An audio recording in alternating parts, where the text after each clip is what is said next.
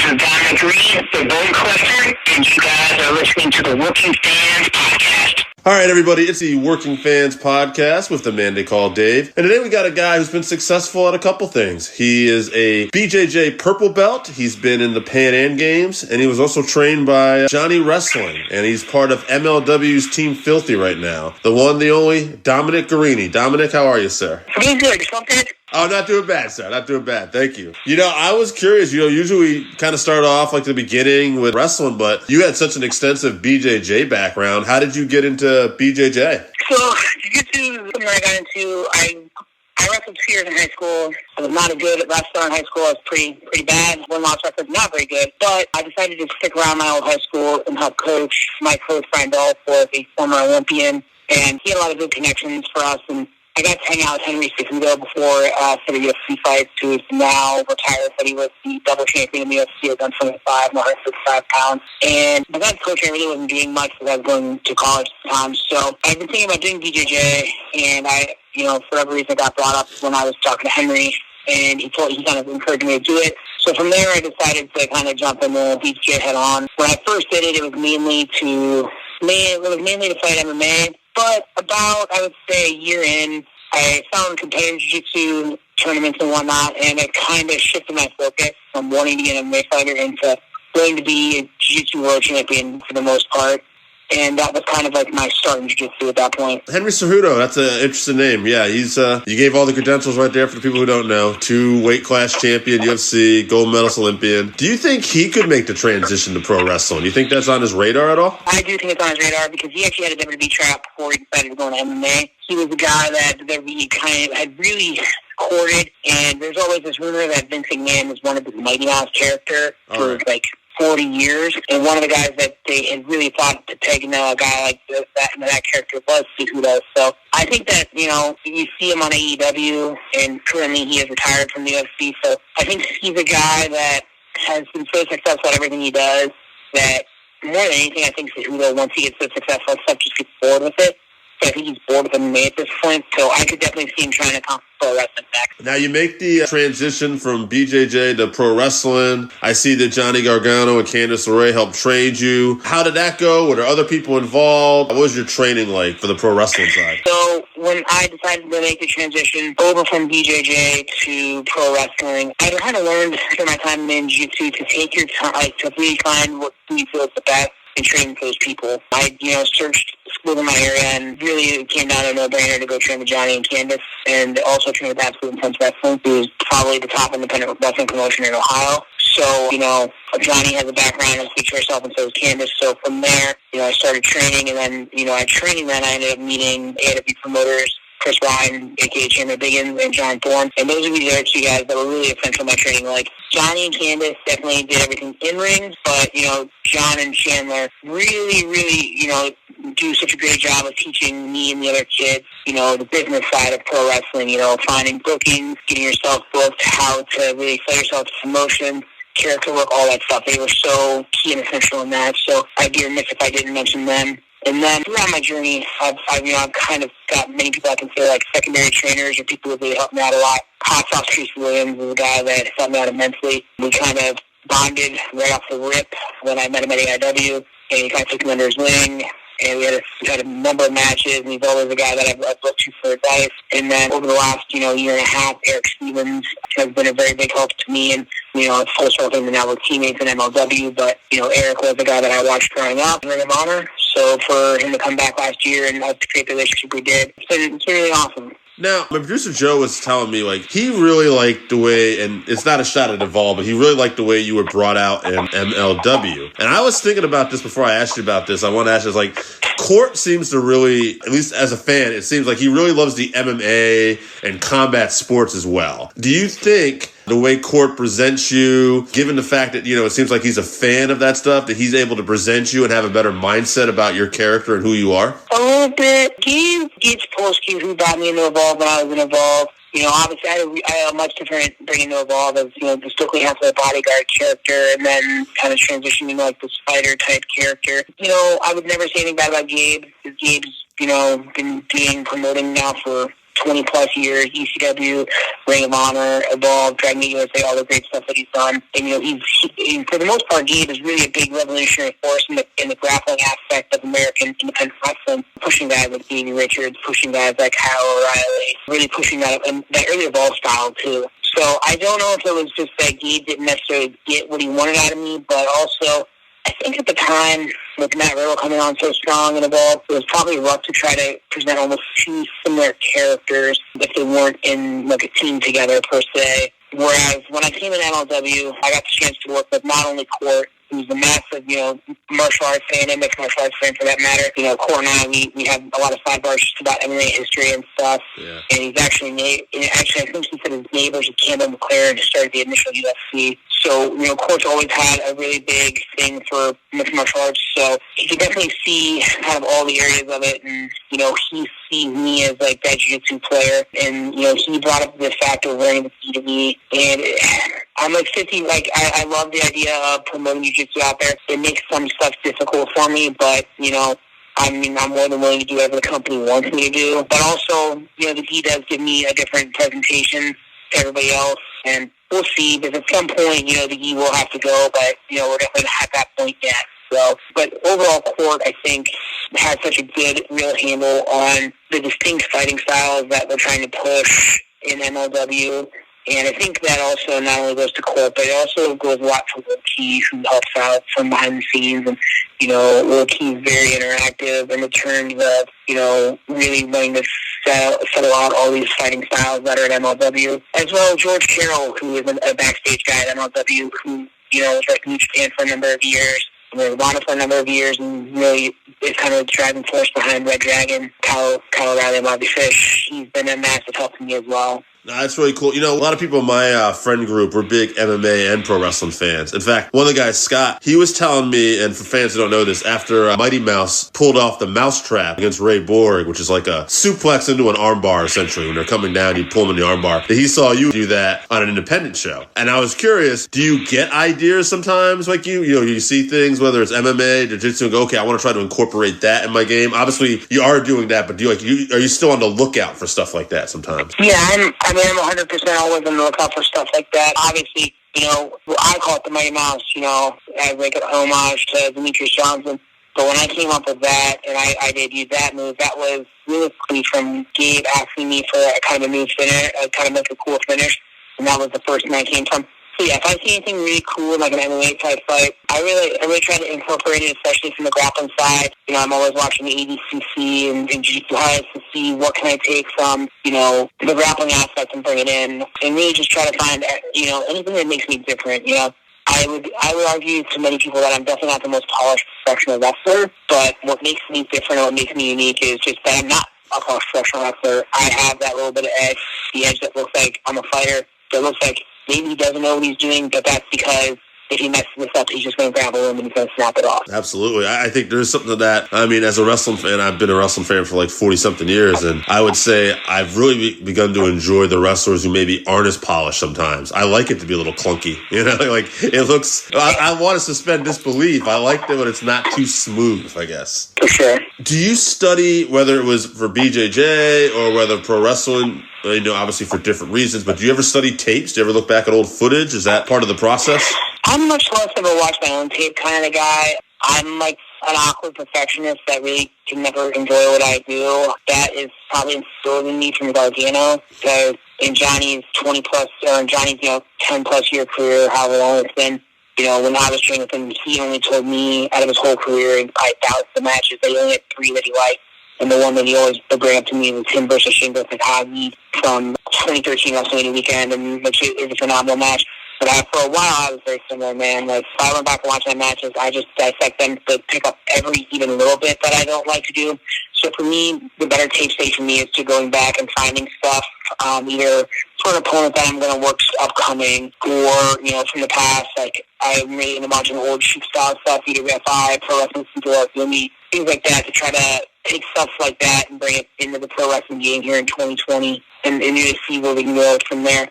And, when I do my tagging stuff with Kevin Koo, usually him and I watch our matches, kind of figure out what we can do, where we can position ourselves better, things like that. I heard that Bloodsport was coming back. I saw a tweet the other day. You had been a part of that before, Josh Barnett's Bloodsport. Any interest in trying to get on that show? Or? Yeah, I'd love to be a part of it again. Obviously my last Bloodsport performance wasn't my favorite match ever. I detailed that, out in the public. Phil Garrini was not the easiest guy to work with. Well, he was a nice guy, just not the easiest human being to work with. I had discussions about being on Bloodsport on the Cancer WrestleMania weekend, so I got to revisit and, kind of ask some other people to hopefully maybe, get on this one. But, if I don't, Paradigm Pro Wrestling based out of Jeffersonville, Indiana, has been a really kind of driving force in the bringing shoot style wrestling back. We did last November, a full tournament of UWF style rules, and they're now running UWF style rules for almost every show. So I've kind of become the ace of that stuff for them, and they're doing a really good kind of shoot style revolution on that stuff. So besides Bloodsport, they're going to be part of WrestleMania, or they're going to be part of the Fox weekend. So I'll be with them on that. So I will be doing a UWF rules style match, for PPW during Collective weekend. Awesome. I had Kid Cash on the show once, and we were talking about his background. He did some boxing and some martial arts, and we were saying that we really feel like, for whatever reason, a lot of the hardcore MMA community, they don't really seem to respect the wrestlers for their toughness. Do you think it's because of the entertainment factor? Do you find that to be the case, or what do you think about that? I think it's because the word fake gets thrown around in wrestling more than anything. People, it's fake. The one thing fake about wrestling, this is what I tell people when I tell them I'm a wrestler, the only thing fake about it is that, we know what to do, like we know what we're out there doing. I would challenge any human being to go out and take a bump in the wrestling. That's fake. The air come out. Until the air comes out of your lungs, that you don't feel any of that stuff hurt. The only thing fake that we can do there is we just know who's winning, we know who's losing, we know where we're going to get with, the story that we're telling. And realistically, I kind of tell everybody that, and actually just Barnett had this conversation at his first Bloodsport event, that, realistically, the best MMA fighters at their core were pro wrestlers, and they can promote fights in the way that, they trash talk opponents, and the way they sell the pay-per-view. You see that Conor McGregor, he's just a pro wrestler. You see Jorge Masvidal, that guy's just a pro wrestler. Like, they're just pro wrestlers who don't do our art, they just do it in the MMA sense. So, and it's funny, you find so many hardcore MMA fans that hate guys like Conor McGregor, and they hate guys like Jorge Masvidal. I think it's because they make them think too much of pro wrestling, which they frown upon. I'm agreeing with everything you're saying.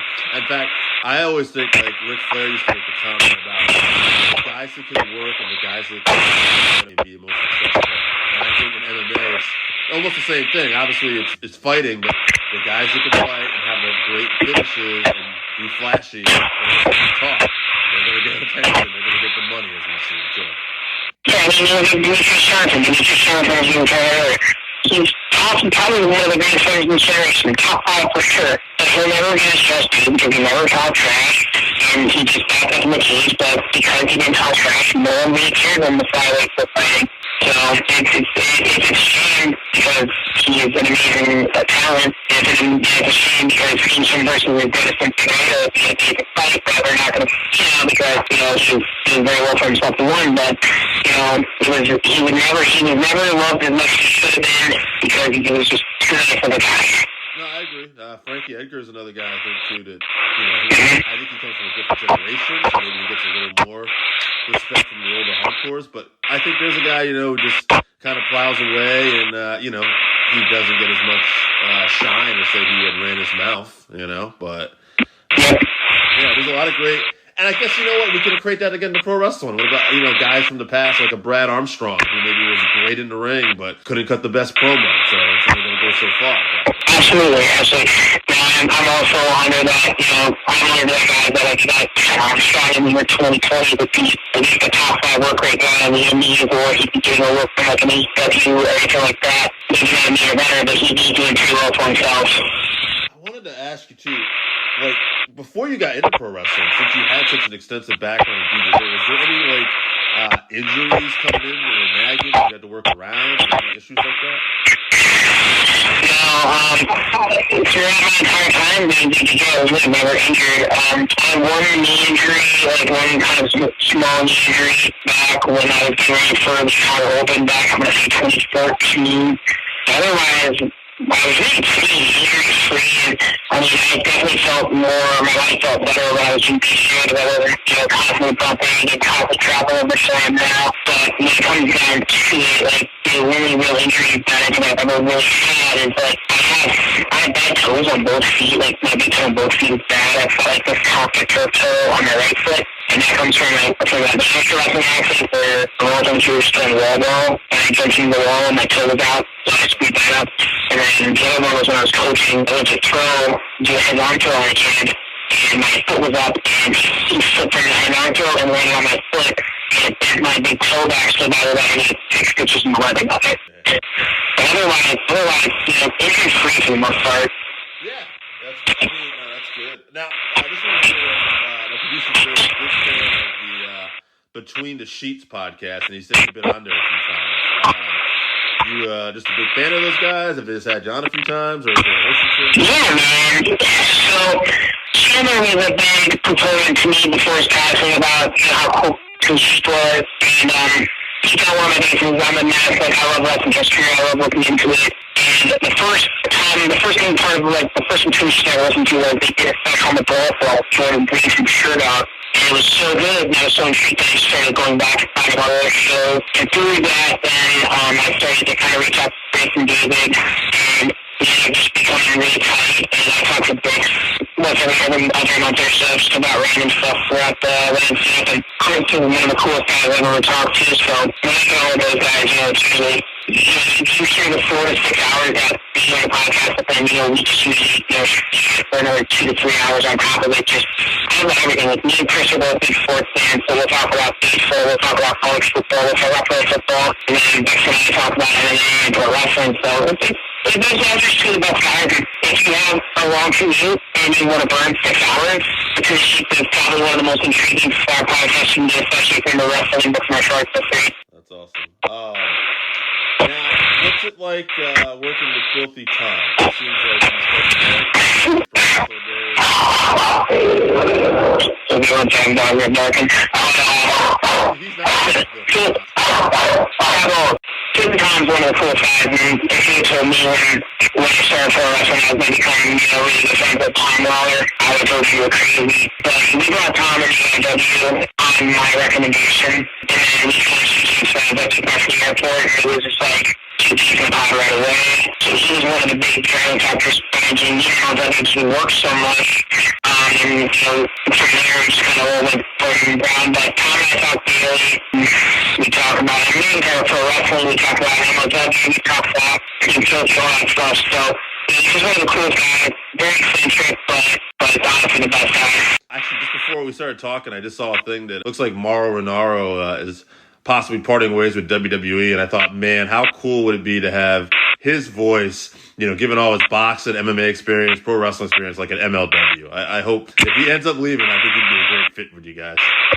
Yeah, I think so too. I think Core would look at that for sure. Obviously, when I first came to the company, we had Rich McKee and Tom and Jake Solani. Now we have pretty good team between CJ Kirsch and Rich, but bringing Mauro would be great as well. Oh yeah. Now, there's rumors MLW, well, not really rumors. They did a teaser. They're coming back in the fall. They are working on locations, I understand. Anything you can tell us about that? Well, they did kind of say we are going to we're going to be taping here. I believe in October. They just reached out to us. I don't want to put out any other information, but MLW should be back hopefully mid-October is our hope. That's so great to hear. We're big fans of MLW. Yo, is there, we'll wrap this up. Is there anything else you want to promote or talk about right now and where people can find you? Yeah, for social media, you guys can find me at EGreedBC. That's on Twitter and Instagram. I do have one shirt available through the MLW shop. There's also a Team Focus shirt available through the MLW shop, so check those out. And then my merchandise itself is available at e3.bigcartel.com. So if you guys want to look at some of my merch, I've got shirts, hats, breakers, 8x10, all the good stuff on there. So, just gonna try that guys, and hopefully we can talk to him sometime.